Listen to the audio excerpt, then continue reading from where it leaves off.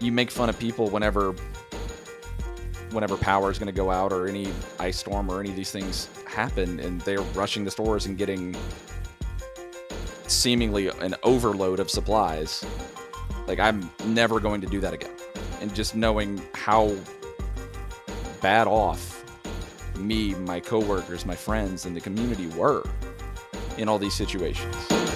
Welcome into the latest episode of the Sports Prod Pod. I'm your host, Nick Case, joined by my other host, Alex Souza. We call him Suze, and Dennis Trapani.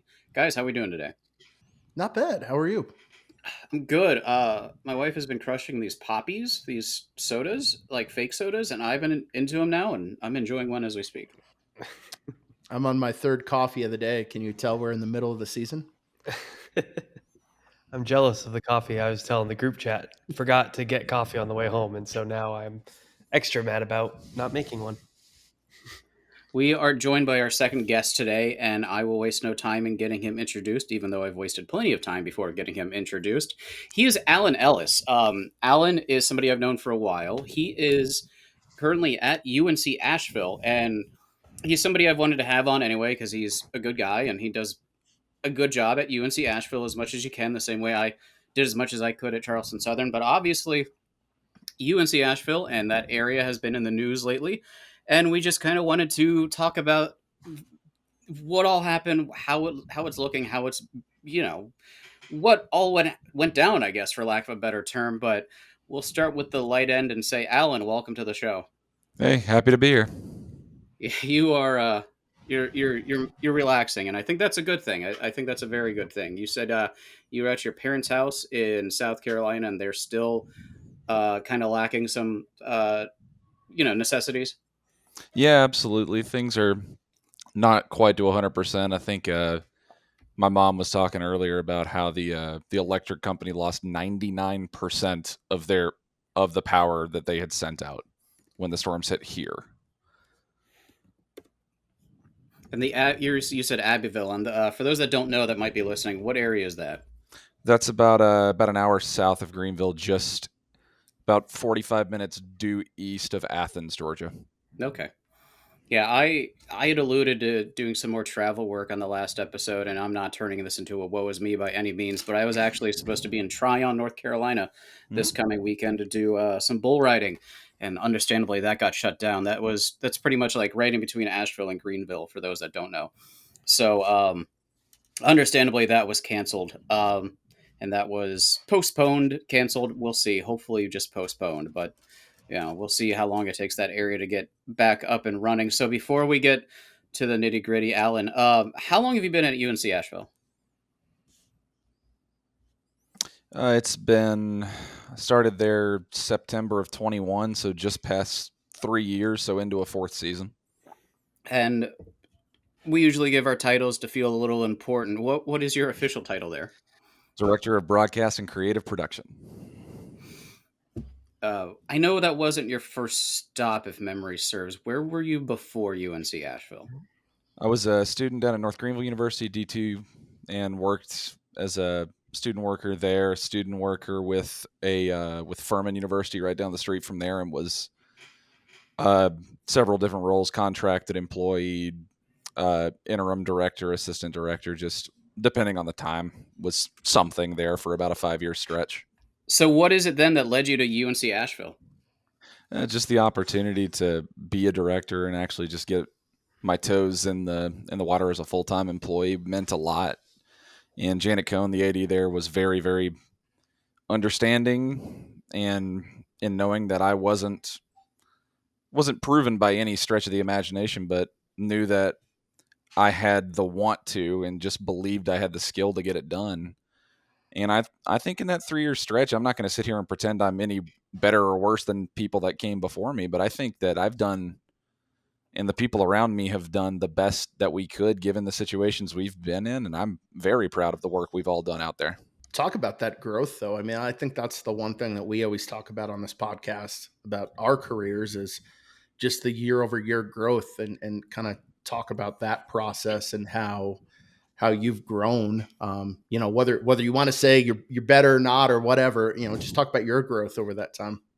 Yeah, I mean, just going in and just before, like a month before turning 26, and that whole mythical age of just, oh, you need to be in a real job and not off your parents' insurance and all this stuff in the US. And it's like just beating the buzzer on that and going, okay, cool. I'm where I want to be. I'm doing what I want to do. I've just got to bunker down and try and do things as good as I can. And that first year was tough. That first year was very hard, walking into a situation with very little knowledge of problem solving certain things the way that they've been solved. I knew how to operate things, but not necessarily how to make thing A operate with thing B the way they want it to get done. And there's some expectation. People before had gotten it done. So when you turn around and you're the new guy and it's not working, then obviously you are the factor that was different.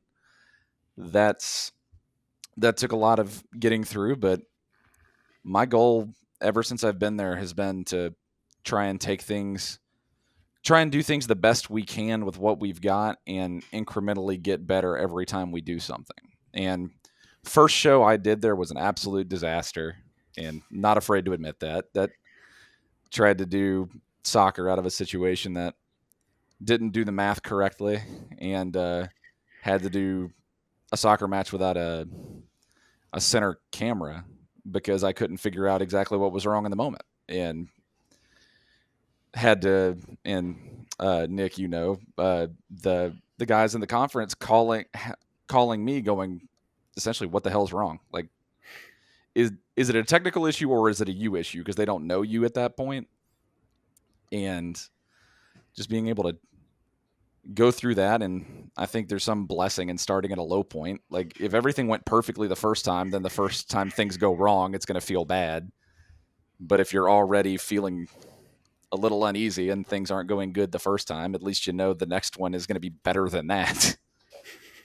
So trying to get through that, and we were able to go from bare minimum at some places to me going, yeah, I know that they've done 2-man cameras for, like, say, baseball or something like that, and not accepting that.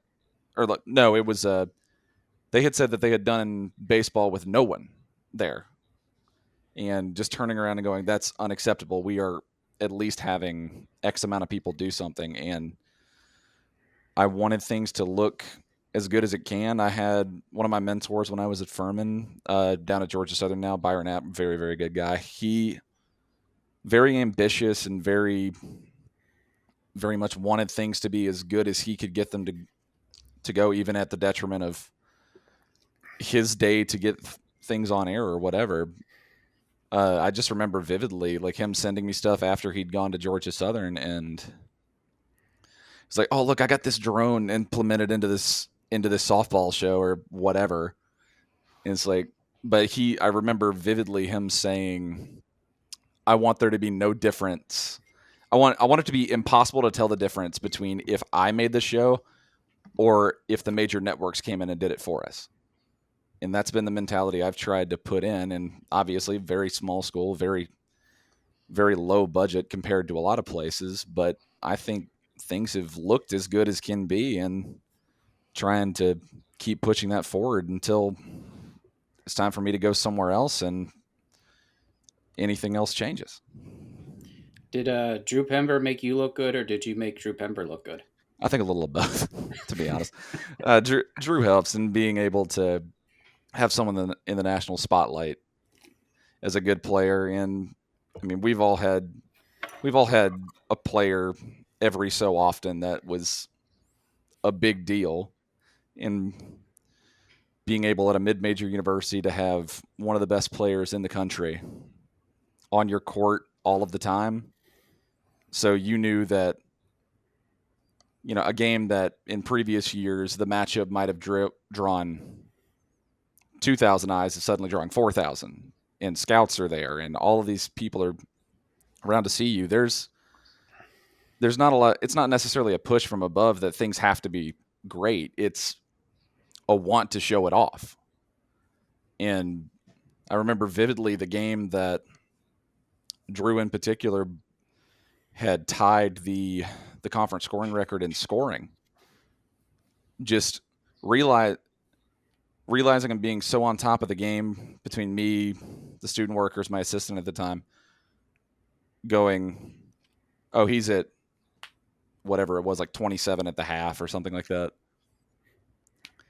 And then going, while we're in this 15-minute break, I'm going to go run the broadcast. I need you to do some studying between the school and both the school and the conference. Look in these record books and see what the actual mark is, so we can be prepared in half an hour if things get there. And I'd had moments like that in other universities, Furman in particular. There was, I mean, it really wasn't as big of a deal because it was a younger program, but like I remember doing the same thing for a women's lacrosse match and going, that girl has gotten 12 draw controls. That has to be close to something. And then it was 14 was the record in the conference at the time. So just the skill, not the skill, but the want to try and stay on top of things is always there, but there's some heightened level when there's some big name attached to it. You mentioned like kind of looking at the bigger picture of stuff there, not just putting the show on that's in front of you, but, being able to look at the bigger picture. And I've been trying to put that on not only my students, but I have very young full-timers with me too. What was your step like coming out of, as a student worker and then, doing freelance and things like that. And then, going from a doer to a director, kind of what was that step like for you? I think it was an interesting step ladder because like a lot of those directors and a lot of people were in positions like us, and we were those student workers. We were those contract employees. We were those freelancers doing the best we can. And being among those freelancers and being among those kids, like I felt like there was always a difference between the people that did it to get a paycheck and the people that did it because they wanted a career. And it was fairly obvious from a very early point in working with any of them which were in which camp. And yes, some of them, some of the ones that want to do it, the fire burns out and they go transition to something else. Some of them doing it for a paycheck are just so good at it that they work their way up. But I think there's some validity to the ones that were skilled enough and stubborn enough to stay with it, to want to be able to do it. And I just think having that 1,000-foot view of these kids were 10, 15 years ago. Like it's not crazy to look at one of them. And I mean, I know I'm in the younger camp. I'm only 28, but looking at these kids in college and going, that was me not 8 years ago. And some of them you have to identify and go, that one is very, like I had several in particular. Like one of them was very, like loved statistics, loved math, and like degrees were going towards data engineering and stuff like that. So wanting to chase after those kind of things, I was like, oh, let's let this kid work with graphics operation and let him work with digging through the stat books in real time, and just whether it's live stats or the books themselves, and going, I want someone with a numbers mindset to do that. And then someone who loves the sports and knows like the kids that come up and be like, oh man, I want to be in, like, I love those highlight reels, like those like quick 5-6 minutes, like, oh, my favorite player doing this. Like they're the ones that are really, really good at finding the replays that you're looking for. The ones that know whether it's the sport they like or not. I try and put an emphasis, like we all have our biases. Like I'm not going to sit here and pretend like baseball and basketball aren't my two favorite to do. But that doesn't mean I'm going to sit around at volleyball and soccer and not care. It's more of a, how do I take the highs of what I want to do and bring them into the ones and make those that I don't like as much more entertaining for me to do. And it's all the same. Like the tendencies are the same and all this goes apart. But I think it's a lot to do with IDing those kids and just knowing the best situations to put them in. Like you don't know the things they're dealing with. They could, and from experience, and like obviously not going to throw any names out there, but ones with dyslexia or whatever it may be that makes, well, like I can't put this person on a game camera because if I say go to the left, it takes them an extra second or two to remember which side that actually is. But if I put them on a hero cam and go, hey, the one with the ball, follow that one, it's a little easier. It's just, I think having those personal relationships with the people you work with are more valuable than people give it credit for. You talk about relationships, and you talked about having somebody that was big in the spotlight. I know occasionally being in the Big South, you guys would be the Big South game of the week, and I think, correct me if I'm wrong, was that like a Tupelo production that would come in and do that, or was that Typically, handled by you? Yeah. Susan and I have had a lot of encounters with the Tupelo guys. What has your encounters with them been like? it's been, I mean, honestly, hit or miss, but just having relationships with, and like as I was a freelancer, like a lot of those people, and I grew up in the area, I went to college in the area, like a lot of those people on the Tupelo crews that came into Asheville to do games for us, I knew quite a few of them. Like whether it was Doug or Clayton or some of these other guys that would come in and do these games, I knew who they were. So while it wouldn't be the easiest a lot of the times to go, hey, I need to talk to producer A to figure this out, I could always be like, hey, Doug, I sent this email. Can you talk to Reed's email, whatever name it is, this person, and make sure they got it? Because like, and Nick, you saw it. Like there was a very, very minor rebrand in the Asheville logo, and I fought that for 3 years. I've been fighting that. And like the worst thing that could have possibly happened is if a national TV game came into our own building and did it wrong.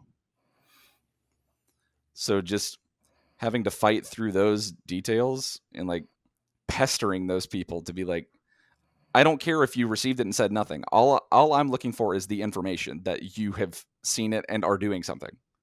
That's all I want. And like not just accepting that one email and then poof, it's in the wind. That doesn't really matter.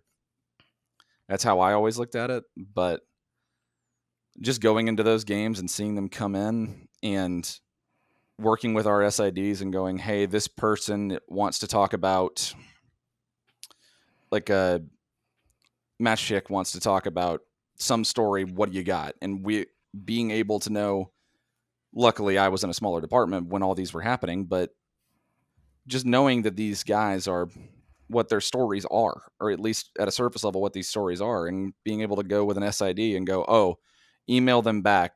Yeah, sure, he has all these numbers on the court, and he's very, very talented. And congrats on him playing overseas right now, and he's got his contract, and he's doing some viral kind of stuff. Like I saw him shooting Steph Curry shots from the seats. Like the kid is still got it. But knowing the stories about these kids and going, not only is Drew just this spectacular athlete, but going, hey, the reason he's at Asheville, the reason he left a Power 5 to come to a mid-major and be the guy was because his best friend was on the team. So turning around and going, hey, crew, here's this photo and video. We've already known this. We've had this banked for whenever we wanted to do something with it. But here's some photo and video of Trent and Drew playing high school basketball together, winning a championship when they were both at Bearden High in Tennessee. And knowing that the national audience then knows that. Because I feel like, especially as a mid-major, the thing that I've always hammered between the broadcast, the creative content, and all the stuff is that we have a duty to these kids to make their lives and make their careers more accessible. Like we're not in Alabama. We're not a Clemson. We're not a Florida State. We're not the schools that are going to be on ESPN every day and going, oh, hey, look, the guard for UCLA, here's his whole backstory. Here's a 15-minute featurette on a college basketball game day.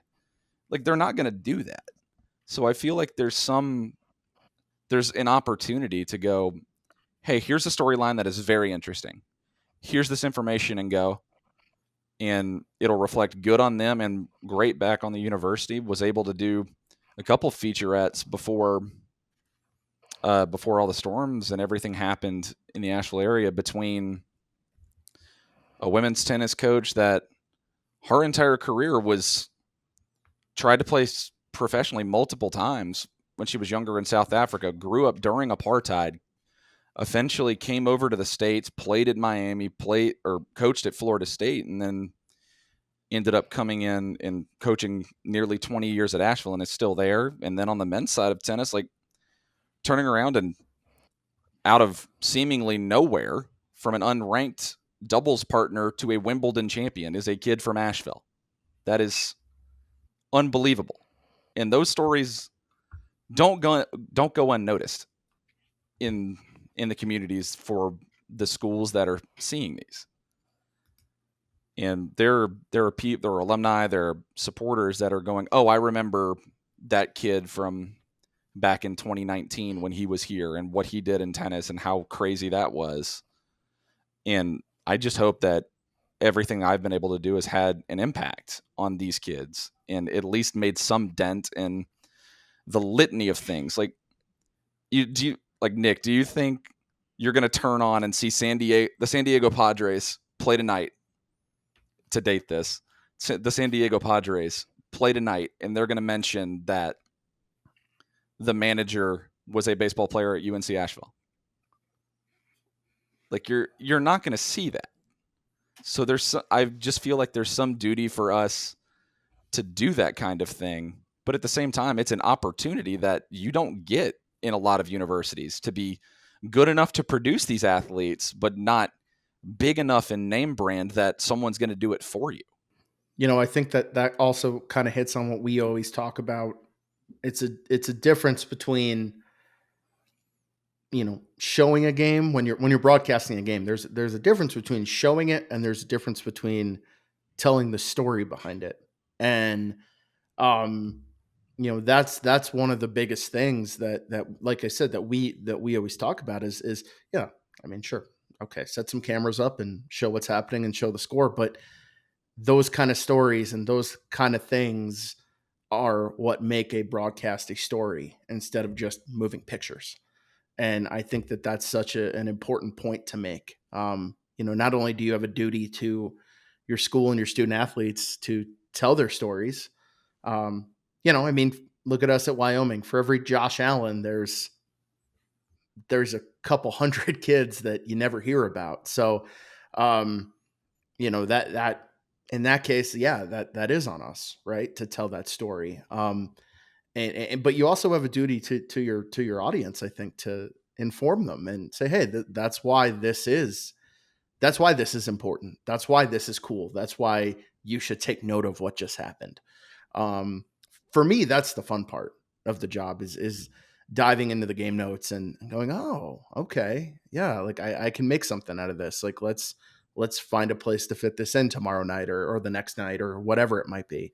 Yeah, I sent my staff home with a homework assignment tonight because they did graphics for the football game on Saturday, and it was like 7, and they were good, and we'll probably use half of them as long as the situation comes up. But there were 7 like just straight stat comparisons, and I was like, cool, that's the front page of the notes.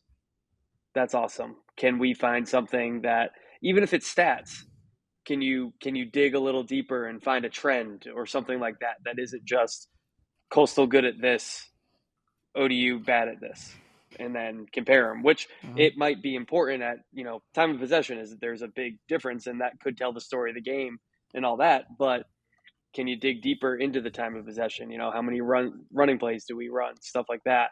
And then we inform our announcers, and they notice that, we're starting off throwing it more for whatever reason. And, they use their conversation with the coaches, and then all of a sudden you got a whole thing going. And, just a little bit deeper than that front page of the notes. It goes a long way, because otherwise especially on the announcer side of things, you just turn those mics off and people can watch and figure it out on their own. But if you're not giving them a benefit, then you're not doing, like you guys said, that you're your duty and your service to the viewers. Yeah, and to bring something up that Alan said, earlier, talking about students and identifying who's good at what. That's kind of the thing where, I mean, and that comes with reps, but when you're looking at the game notes and you realize, oh man, like something like this guy's shooting 60% from three in the second half this season. All right, well, let me dig a little deeper and okay, how does that relate to whether we win or lose? How does that relate to turnovers? How does that relate to offensive rebounds? Anything, throw it out there. I mean, that's the stuff that, I love when, I look at even something as simple as, okay, this is the number one rush offense in the Mountain West against the number 10 out of 12 rush defense in the Mountain West.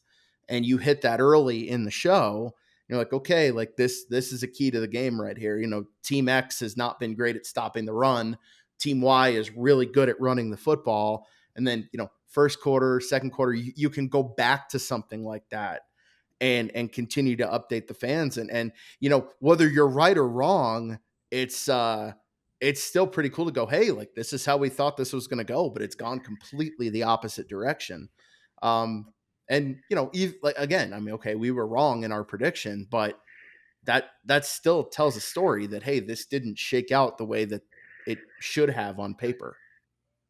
A couple of years ago, Nate Ross, you guys know Nate, the South Carolinian guys.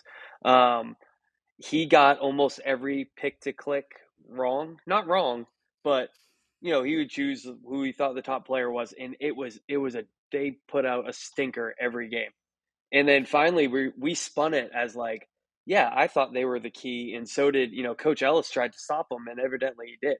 And like it was one of those things, and we spun it, but I mean they were awful, but it was because I mean they were studs, and the coaches threw 2-3 guys at them in basketball. So yeah, to kind of your point, like it's not even spin, it is part of the story because someone made it a key to their game too on the coaching side of things. Yeah, like that's not necessarily a wrong pick. Right. That this guy was the key to the game because, hey, we shut him down and we're winning by 15. Right. So that's not really wrong. I mean, that's actually kind of spot on. Mm-hmm. So, Alan, the big question in everyone's mind is, what's it like to not have to deal with football? Oh, it's heaven on earth. I'll tell you, I loved my time at Furman. Don't get me wrong, and like we mentioned all those stories and like things that we were able to talk about, or the people there matter so much to us in some capacity. Like, I mean, I haven't been at Furman since 2021, but I can tell you right now, everything that happened with Bryce Sandfield and everything that happened with that football program still hits like a ton of bricks, even though I haven't been a member of that community in half a decade. Those stories and those athletes, it feels like a closer kinship sometimes to those mid-major athletes, because like it's not like you're looking at someone that is going to go play in the NFL, play in the NBA, play in the MLB, and make just crazy amounts of money. Like you're looking at kids that are playing, most of them for the love of the game. Yes, they're going to try to get to the next level, but I think a lot of them realistically know that this is my last stop. I'm going to play here 1 to 4 years and then it's over. So I feel like that's a lot of it. But as far as the non-football thing, like I love football to death, but that is I can honestly tell you that is the one sport that I would go into dreading doing, because I felt such a high pressure of doing something wrong. And then to go from there to a school where basketball is king, a school where men's basketball is the most important thing, after coming off being in Furman over a time where they were ranked as high as 23rd at one point when I was at the school. Like, men's basketball was really good, but even then it still was playing second fiddle to football. To go over to a school where the men's basketball program, you live and die by it. It's everything else is run through that, and their successes trickle down to everyone else in some form or fashion. whether it's the name brand of the university, like you make the tournament, you guys have all seen the metrics. If you make the tournament, your search analytics just skyrocket because people are going, who the hell is this? Like Arizona looks at us and go, like fans of Arizona or UCLA, Googling a ton out of the Los Angeles area because who is this opponent? Like, who's their best player? What does it matter? Who's their coach? Oh, this coach is from the Shaka Smart tree. Oh, like, so it's this kind of basketball. Okay, that's interesting. Like, they're living through that is a lot more interesting to go into this, and also not have to deal with weather in your biggest sport is the good Lord. That is the greatest thing. There's already some there's a lot of pressure. Like I hate when it's a September afternoon or September evening and it's soccer season and you're going, okay, cool. We have a game at 6. There's a 6-hour window to get the game in between 6 and 12. But no one really realizes that we have to set everything up. We have to go sit here. We have to do all this and have it done by a certain time. So while all of the school is going, oh, it's fine, the rain will be out by 4, we're standing out in the pouring rain, setting everything up because we can't wait.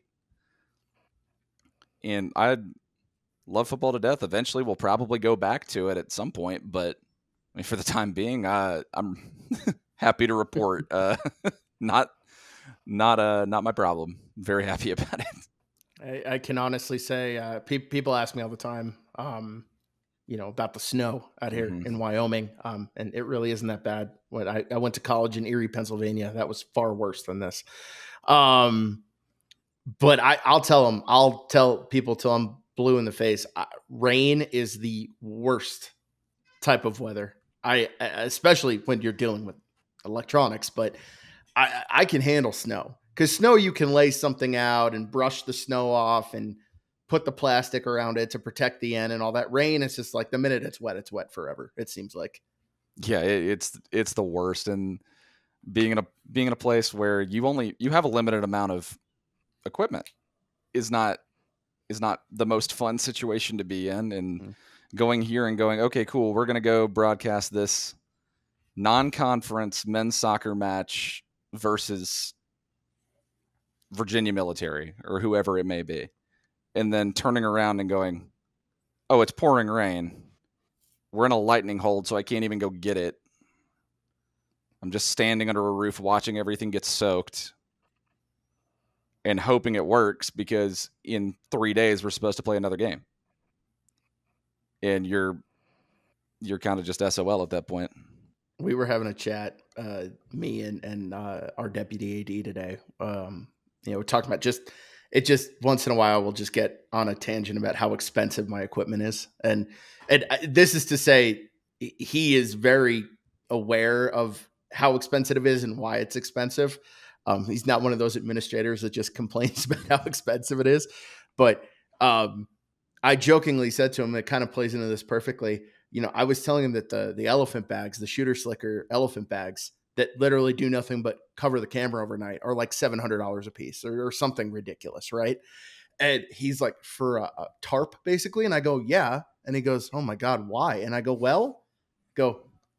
depending on what kind of camera you have there, 40 to 120 to 200 grand sitting under that thing in a pouring rainstorm, you want it to work. We've had those days where, you guys, Nick and Alex know this. One of my absolute favorite Wyoming games that I've ever been a part of was against Colorado State back in 2017. And it went from a beautiful, like 55, 60 degree November day to an absolute whiteout blizzard that was partially snow, partially rain. And, the positive of it was CBS had like 3 super slow-mos and the pictures are beautiful and we still use them to this day. The negative is that I lost 2 hand controls, 2 monitors, just a bunch of stuff because it kind of came out of nowhere. And when you go and say, hey, like I lost my hand controls for this camera, I need another set and I need them by the next game. And they go, well, how much is that? And you tell them. And for anyone that's interested, go look up what a servo hand control set for a Fujinon box lens costs, and your jaw will probably hit the floor. It's that kind of thing, and that is, I guess, a roundabout way of saying why I hate the rain. Yeah, we had a game several years back that was it was probably in the 40s outside, and it was raining the entire time. It was against Hampton, and it was one of the most miserable experiences. Even me in the trailer, to the point where I did something I probably shouldn't have done and never did again. I told my crew when we were done, guys, put time and a half in. You've earned it. It wasn't fair for you guys to have been out there. No, that's you know what, I often make the joke when it's slightly cold or there's a stiff breeze or something. We always make the joke on the comms. Oh, it's like a perfect 65 in the control room right now. What are you guys talking about? But there are certain days where I'm not making that joke today. I'm not saying a word. You guys are rock stars. You're the best. Thank you for being out in the blizzard for me. I truly appreciate it. I was gonna lament when Alan first we started talking about how he doesn't have football and agreed on the pressure and the just enormity of it, but then also mentioned that his marquee sport does not involve Weather. baseball does not involve weather. And then I'm like, well, I got football and my number one sport. Well, it's becoming football, but my number one sport's baseball. And I'm like, gosh, if only. Like I don't have much wanderlust, but Hey, don't get me wrong. Baseball is by far my favorite sport. I have loved baseball to death, and I know Nick laments it, but I adore baseball. I always have, and like Nick, you've seen the baseball field out at UNC Asheville. Like it's been there since the '80s, and there is still no press box. There's nothing, and having to do everything with 3 exposed cameras, center field, either dugout, and then the only protected camera being the home plate high home angle that is 4 feet higher than a normal tripod and under a tent with the entirety of the SID crew. Like it's a lot, but I sit there, I go out there every day, and like I happily do 30 plus games a year because I love the sport, and the team, like historically, admittedly not that great. Like they've been around since I think 85 is when we were backtracking what it ended up being, but been around since essentially the founding of the Big South Conference.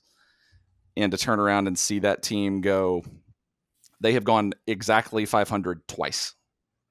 Like they have never had a winning season. They have won the tournament once. They have gone to a regional once out of just pure miracles. But the love for the game is there. That's what matters to me. Like I would much rather be a part of a team that is middling to subpar but loves what they're doing than a team that is great but everyone is there just for the business of the game and trying to get to the next thing. And that goes for all of them. That's not just baseball. That's basketball, volleyball, soccer. All of them are like that. Like I want to go in there, feel like I have some relationship, some kinship to the coaches, some respect from the players, but like more than just, hey, that guy works here and works to do stuff for us level. And I love the ability to do that, to go in. Like I feel like I could walk into any head coach's office and have a conversation with them. I feel like if I see these players in the hallways, it's not out of the norm for me to go, hey, great game last week. Love what you were able to do on the defensive side in soccer. Like, especially the players that soccer specifically, especially the players that have no real statistics. And to go and look at them in the eye and be like, really impressed with what you were able to do, XYZ specifically. Like, it means a lot to those kids, and that reflects well back on us, but I think it's also meaningful to be able to be a part of that. And Nick, I don't know if you've had this happen, Alex, Dennis, you guys either, where like I've been at a small enough university this entire time. Like if Furman is the biggest university I've been in, which is not huge, it's huge in pockets, but that's about it. And have parents of these kids that are from, Texas, California, Arizona, wherever these kids are from, walk up to you and thank you for what you've been able to do for their kids. That means more to me than working on any major production. Like, I've done tournaments, I've done NFL, I've done all these things in some capacity, high to low on the totem pole. But the most impactful thing that has ever happened is just these kids' parents walking up and going, thank you. Like, I think that matters more than anything else. Yeah, no, I love when sometimes we'll be on headset and because our control room's buried. It's nowhere near the courts. But one of the camera people will get on the comm and go, "Hey, I just had so and so's mom and dad come up to me and they said, like, yeah, thank you for what you guys do." And, we had a parent tell us once, the Mountain West, about maybe 3 or 4 women's basketball games get picked up a year by Fox or for TV. And, we've had players tell us after the fact that their parents were disappointed that it was on Fox on FS1 and not Mountain West Network. Along with that, to kind of go back to the kids that truly appreciate it. If you ask anyone that has worked for WyoVision since I've been there, our 2 favorite programs are volleyball and women's basketball. And it just so happens that our control room is literally sandwiched between their locker rooms. And the cool thing, the cool part of that is we're in there all the time with the door open, not on game day, building packages, building graphics. And these kids are so interested in what you're doing, or they'll peek in and see themselves on a graphic and they'll come in. They're like, what is that? That you can't help but get to know them a little bit. Right. Like the other day we're playing Utah in volleyball last Saturday or 2 Saturdays ago, whatever it was last Saturday. No, it was 2 Saturdays ago. Sorry. My brain is on football time right now and I'm trying to work around my football games. And it was just really hot in the control room for some reason. So we had the door open and the volleyball team is getting ready to run out on the court and for pregame introduction. And we rolled our open. And I just happened to look back over my shoulder while we were halfway through the open, and the team is crowded around the door watching the open from the hallway. And when Emma Winter, one of our outside hitters, was our player to watch for Wyoming, when that came on and we started showing highlights of her from the night before, the whole team just started ribbing her and giving her crap about it. And it was awesome. Like, honestly, I was like, wow, that is honestly as cool as any football win, as any big basketball win, as any linear show we've ever done. Like, we're doing something and it actually means something to them. And that's one of the reasons that I think I do what I do, is that kind of knowledge that, yeah, like to some people that's just University of Wyoming volleyball. But to those kids, you're trying to give them an experience, and you're trying to treat them like, hey, like, we're going to do this show like we were doing a volleyball match on ESPN. One thing I've done when, especially Josh Whitlow, now he's the digital content coordinator, something we made up. He used to help with the intro videos when I just kind of got out of the content game. And he would do those, and he was directing a volleyball match. And I think volleyball's great about this kind of across the board. So it kind of speaks to what you were talking about, Dennis. But he was directing volleyball, and I was just kind of there. I was going to hang out with the other admins, make sure everything worked. Cool, you guys are good. But I went up to the booth and said, hey, step out and watch your intro video. And I'll run the open. I mean, all I was doing is hit and play. So, I mean, I could do that. And he went and watched it, and you could see, and he's a grinder, and he's, on to the next thing, all that stuff. He watched them see it for the first time, and kind of same thing. A girl would show up, with a kill, and they'd start kind of pushing her, like, oh, look at that and all that. And you could see him beaming, because you don't usually get that when you're in the trailer or you're in the control room or anything like that. So to be able to see them react, I think was really cool for him. And I mean, it's something that I always loved, especially on the baseball side for me, like they knew I made that. And so they would come talk to me after, but they didn't know Josh, the volleyball team didn't know Josh made it. So at the very least, he got to see, them react to it. And it's really cool. And, those sports seem to be more appreciative. There's great people in all of our programs, I'm sure, across the board at yours, but some of those folks and your Olympic sports, they really do appreciate it, and they care so much about their program and their fellow teammates that seeing something cool or high level for that done for them means so much. Yeah, and I'll echo Yeah. exactly what you're saying, Alex. Like being able to work fringe isn't the right word, but working on those, your non-majors in sports. Like typically speaking, if a school is being shown doing athletics, it's men's and women's basketball, football, baseball. Those are the ones that are typically there. But your volleyballs, your soccers, your all these, they're, if you had to tier them, will be a tier below. But I mean, I think some of the best interactions I've had and uh, the happiest I've seen these kids has been when we were doing the ones that almost never would be broadcast at all. Like when I got there, and admittedly it was because they opened Pandora's box during COVID, swimming was broadcast. And I was like, I'm not going to take that away from them. They've already had it. So seeing how those swimmers and divers reacted to being able to see themselves with an actual commentary, actual production value, actual all of this attached to it mattered. And being able to, at Asheville, we just renovated over not this past summer, but the summer before, had just renovated the track for the first time in forever. Multi-million-dollar project, was able to get that done finally. And they hosted their first meet in 24 seasons, in 24 years on that track.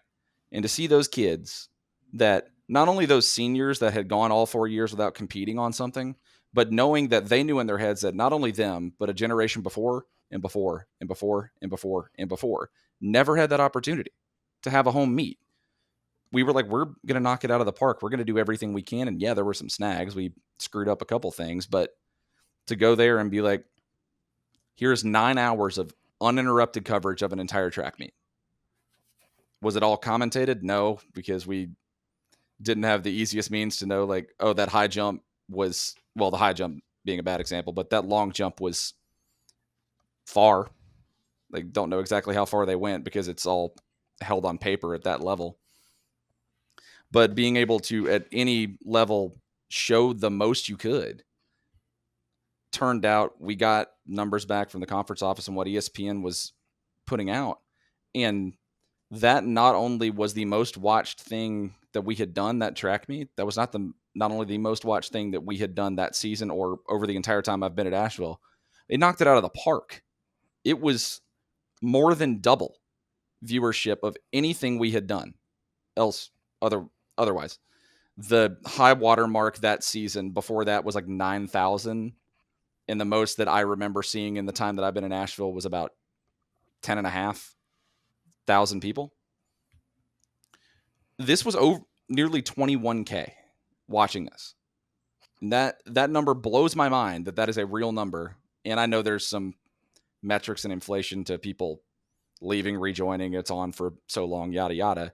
But point being, a large crowd watched this event on a baseball Saturday, on a softball Saturday.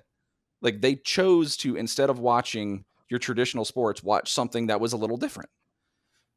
And these kids that for their entire college career had never been able to compete at home, indoor or outdoor, had never been able to compete at home, just to see the look on their faces and know that how much it meant to them, like that is one of the most insane things that we've ever done.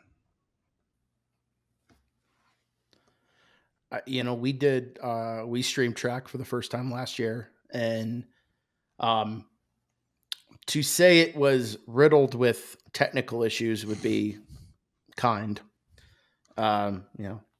Timing stopped working, graphics stopped working, and I had COVID. And so poor Charlie on my staff, out of nowhere, like I was feeling terrible, and I went to the doctor that morning, and I came back and I had a mask on, and he looks at me and goes, "Uh-oh," and I go, "Uh-huh, congratulations, you're directing a track meet this afternoon." Um, I thought hands down that it was the worst thing we'd ever put on the Mountain West Network. And that is not to say that's not anybody's fault. It was just technical stuff, and but we got it on, and I went to apologize to our coaches because that's not our normal standard, and they were over the moon that there was moving pictures on the Mountain West Network of their track meet. And that's when that kind of hit me. They went, "Oh, okay, so that's what that feels like." You know what I mean? Like, it was just awesome to see how just appreciative they were that we put in the effort. And again, none of this is to say, like, I love working football, I love working men's basketball, I love working women's basketball. All those staffs are great people, and I love all those sports. But there is something really cool about when you get to help. I don't want to call him the little guy, but for lack of a better term, you help the little guy out, and they really appreciate it, and they get something that they normally wouldn't get. And that's a good feeling to see that genuinely make people happy. We do this for student athletes. We do this for the families, and there's no easy segue for this, so I'm going to do my best and say, right now a lot of them are having issues in the Asheville area. It's kind of the prime um, prime point of everything that happened with Hurricane Helene, and the damage that it's caused in that area. And Alan, as much as you want to, as much as you're comfortable, kind of walk us through what happened and what all Asheville and you went through.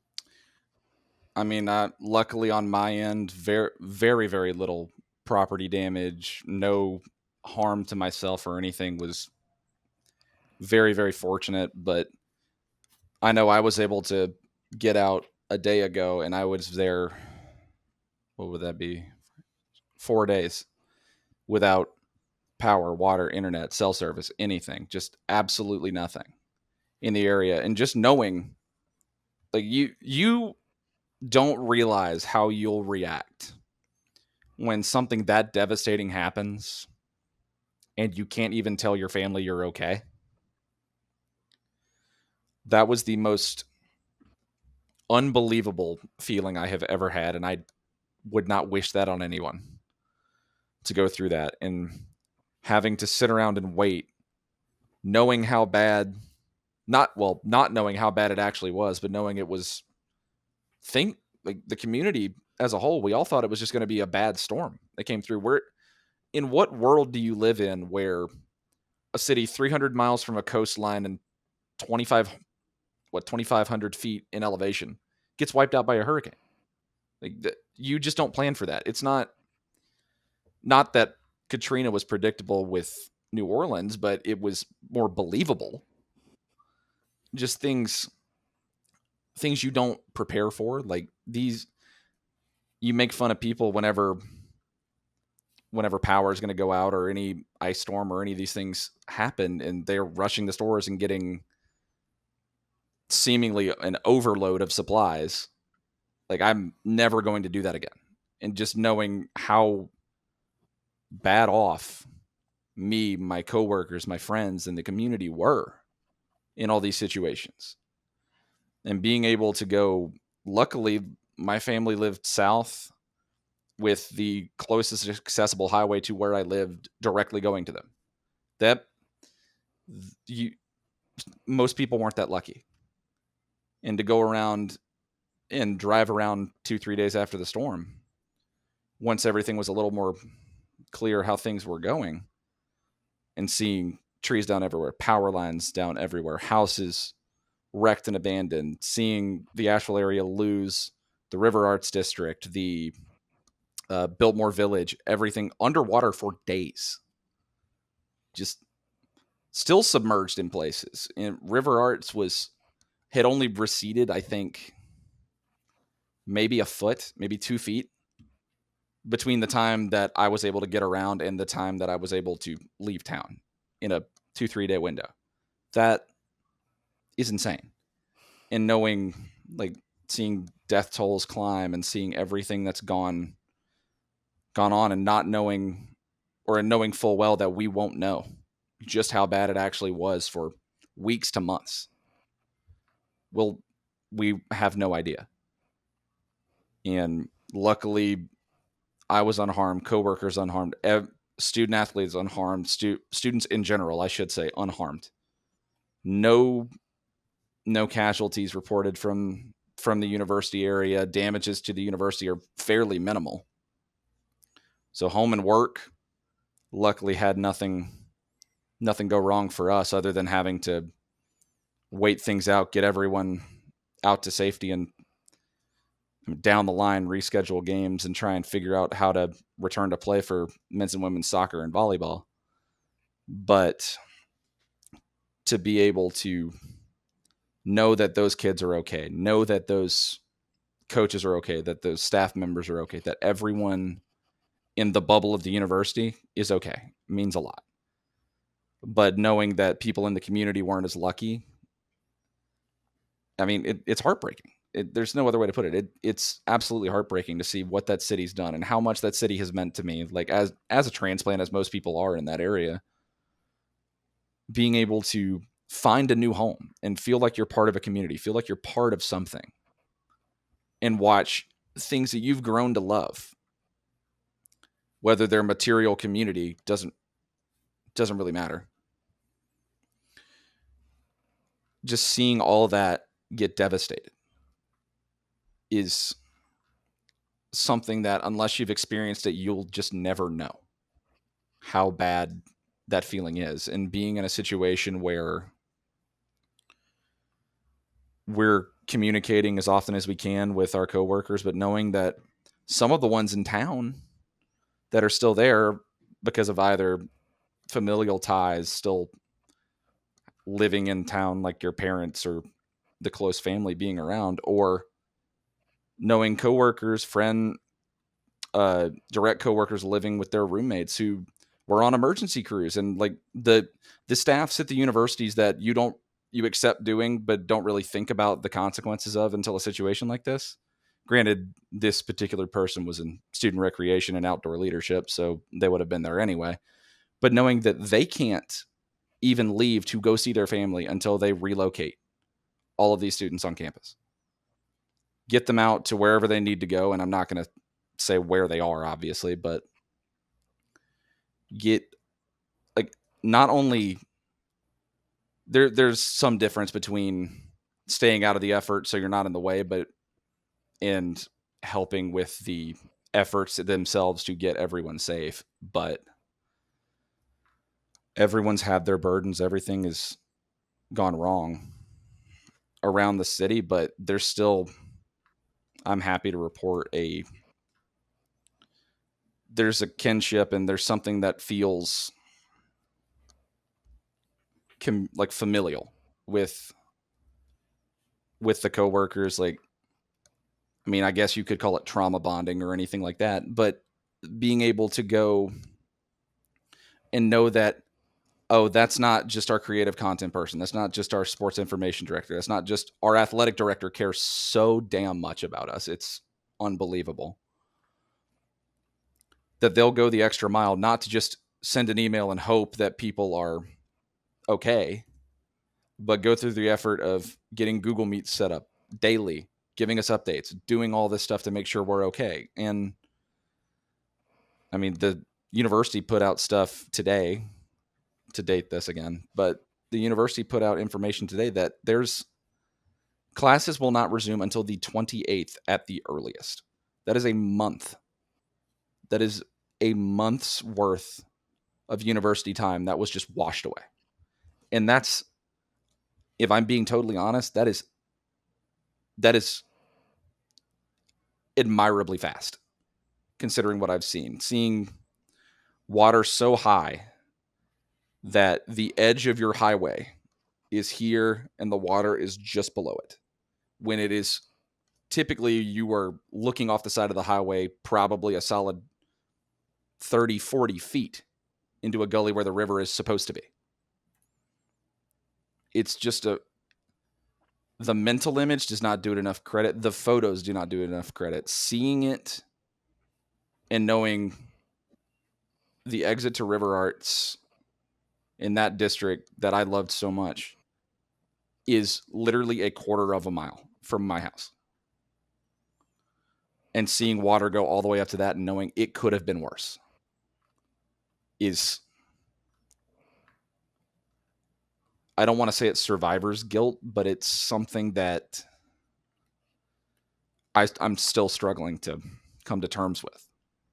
Like, that's surviving something like that is crazy. And I don't even like to say that I survived it because I didn't accrue any damage. Nothing happened to me. But just being one of the lucky ones spared from something like that is something that I count my lucky stars for. I'm pray to God that no one has to go through that again. But it's times like this when you realize, and I honestly think the COVID epidemic and being in athletics at the time when that happened, that's the only other time I can point to where I was like, this is more important than what we're doing. This is getting these kids safe, everything that's going on. And I know that what we do is not, air quotes, the most important thing, but it means something to these people, these kids, these athletes, their families and everything. And knowing they're okay, it means the world. And I know all of those families, all of those kids, all of those coaches, all of those athletes, everyone involved are much happier today knowing everyone is together and safe, that even the most stereotypical soccer mom is not sitting around going, okay, when am I going to be able to see my son play again? Like, it's on the back burner for everyone. And it's just been a lot. In your opinion, what can any of us do to help? Look into recovery funds, and I don't know the ones off the top of my head because it's like literally the day we're recording this is the first day I've had internet in a week. To be able to do whatever you can, look into recovery efforts, look into people going in, and the community that was spared has been doing a lot. And you'll see in places where businesses are giving out free meals, like actual for pay, like $30 barbecue restaurants are just serving food for free to people that can get there. Like, the community matters to them more than the pennies in their pocket that they'll get off of this. Whatever you can do with the crews that are going in, sending in water, sending in food, sending in anything like that, look in and see what you can do to help with that, and just help with the recovery funds that go into that situation. It is going to be a while before that city looks like itself again, but I know that Good Samaritans everywhere and people in these communities are doing their best to try and expedite that process. And I thank God every day that there's good people in this world that want to see things back to normal as soon as possible for them.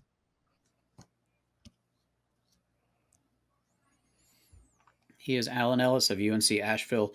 We will find some lists and we will link them to the bottom of this episode, wherever you can find it. Any of your hosts, Spotify, Apple, YouTube, wherever we post it. Pick your donation of choice and do what you can. I hate to say this because I feel like it's making it about me, but this was my wife and I's first trip together, Asheville, and we love the city. We were planning a trip there before this happened, and it hurts to see this, and it hurts hearing you talk about it, Alan, from a first person perspective. Thanks, Nick. Yeah, definitely. I think all of us having worked in the South currently, or me at previously, I love Asheville. I love Boone. And Boone was wrecked, and that's the other thing. That's the Yeah. other thing to remember. Asheville is in the news. They're the one that's the big name city that was that was wiped, but there is more to this, to the Western North Carolina than that. Please stay diligent in not just sending help and resources to the Asheville area, but Black Mountain, I know last time I had checked, was cut off from every direction up through Monday. I don't know if that has changed, but Black Mountain was cut off. Montreat College in the area was severely devastated. There's more in those little mountain towns than just the Asheville area. And as much as I love that area and I'm happy to call that place home, and no matter living there or whatever happens in the future, that will always be a home to me. That the most important thing is to remember that it's the whole of Western North Carolina. It is more than just the area. It is, I know that there was cell service as far west in North Carolina as Cullowhee that was having issues. There's look into helping everywhere you can, because those efforts are going to help and be spread across those areas. But just remember, as much as Asheville is a topic, and yeah, that's the one I'm connected to, it's the whole of Western North Carolina. Yeah, Chimney Rock just completely wiped Yep. out. And even I worked the Citadel ETSU game this past week, and it took ETSU 15 hours to get to Charleston because of their issue. ETSU was stuck in Asheville and slept on the bus. Yeah. Yep. Got in at 5 a.m. and a friend is an AD at Tusculum in Tennessee, and they were showing us the damage that they incurred there. And it is not just the Asheville area. Anywhere you can see that needs the help, please seek it out, because we are in the end all in this together. And these are areas that all of us has been to and loved in one way or another. And we want to see it thrive again. I think that is the perfect way to end this episode of the Sports Prod Pod. Alan, again, thank you so much for coming on and taking some time and talking about what all you do and what all you've been through. I know it was not the easiest, but we really appreciate it. Yeah, I appreciate it, and it felt like something I needed to do. Thank you again, man, and that'll do it for this episode. Until next time, for Dennis, for Suze, for me, we'll talk to you later.